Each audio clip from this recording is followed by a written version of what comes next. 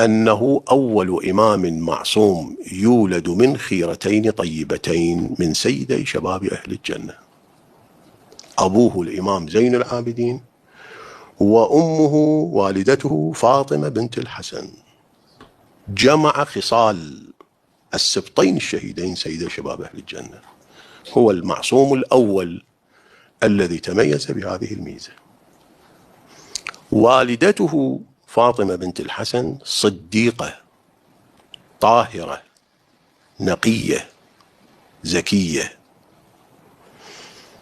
ذات جلالة ونجابة خاصة بشهادة المعصوم لها، مو كلام مؤرخ أو مترجم. قال عنها الإمام الصادق صلوات الله عليه: لم تدرك في آل الحسن مثلها. في آل الحسن يعني في بنات الحسن مثل فاطمة بنت الحسن لم تدرك، وكانت ممن آمنت واتقت وأحسنت. هاي كل عبارة إشارة إلى آية في القرآن، بس الوقت ما عندنا نبين تفصيل. هاي آمنت ليش؟ اتقت ليش؟ أحسنت ليش؟ تفوق صفات مريم في آيات الكتاب العزيز. في خبر الباقر عليه السلام لاحظوا يستفاد منها أنها كانت تملك ولاية تكوينية وتتصرف في الأشياء، وفي هذا تعليم هم للنساء في هذه القضية. وتنبئ عن الغيب. في الكافي الشريف عن الإمام الباقر عليه السلام روى هذه الرواية، قال: كانت قاعدة عند جدار، هاي فاطمة بنت الحسن، فتصدع الجدار يعني تفطر، وسمعنا هدة شديدة كأنه فرد قلع صار إله، فقالت بيدها، هو نفس الجدار اللي كانت قاعدة عنده، فقالت بيدها: لا وحق المصطفى، لا وحق المصطفى ما أذن الله لك في السقوط. فبقي معلقا في الجو حتى جازته، عبرت حتى لا يسقط عليها. فتصدق السجاد عليه السلام عنها ب100 دينار. هاي الرواية مو كلام مترجم، مو كلام مؤرخ، إمام معصوم جاي يقولها. كل احتمال اشتباه في النقل والاحتمالات اللي تطرأ على نقل الرواة غير المعصومين ما موجودة فيها. رواية نقية واضحة. في الكافي في المناقب في دلائل الإمامة هم مروية هاي الرواية. تضمنت دلائل. الدلالة الأولى أن هذه السيدة الجليلة كانت تخبر عن الغيب. لاحظوا، مو لسان إنشاء قالت للحائط لا تسقط، أخبرت عن رسول الله ما أذن لك بالسقوط، يعني كانت تعلم بالقضية وتعلم بالإخبار وأخبرت الجدار بذلك.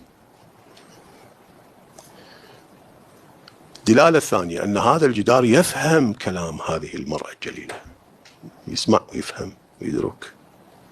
سابقا ومرارا قلنا هذا الكلام: لا يوجد شيء حي غير حي في الوجود، كل الأشياء حية، حتى هذا الجدار اللي تشوفوه جدار هو حي، يسمع وسيشهد علينا في الآخرة.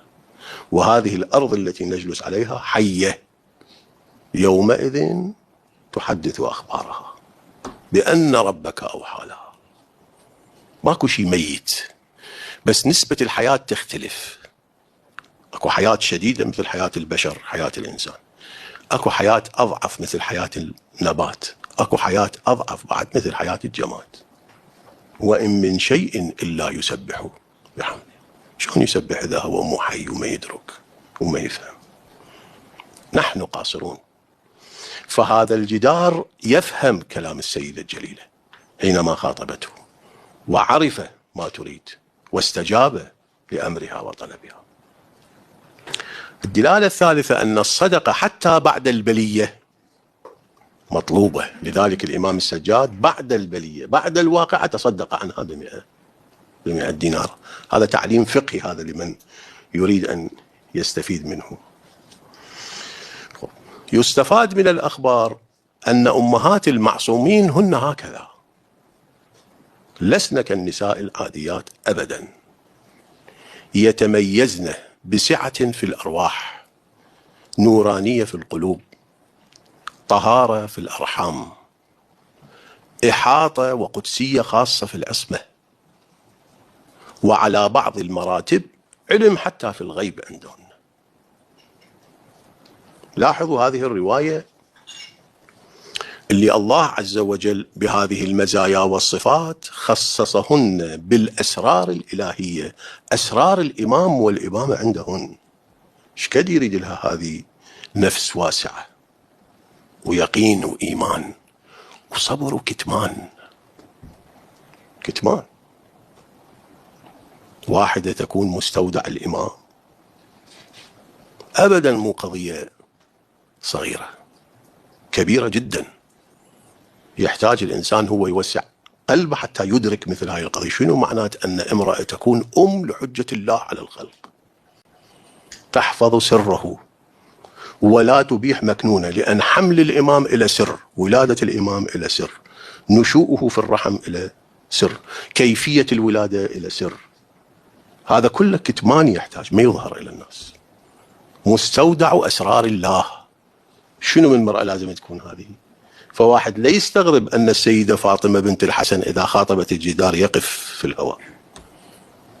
هذه إرادة الله عز وجل التي تتجلى على أقوالهم وعلى أفعالهم.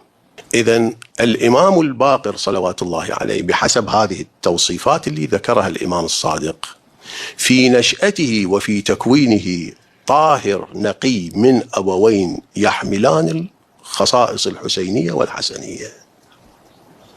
شنو من كائن، شنو من إمام راح يكون في خصائصه وأوصافه؟ لذلك رسول الله هم يبلغه السلام قبل سنوات طوال.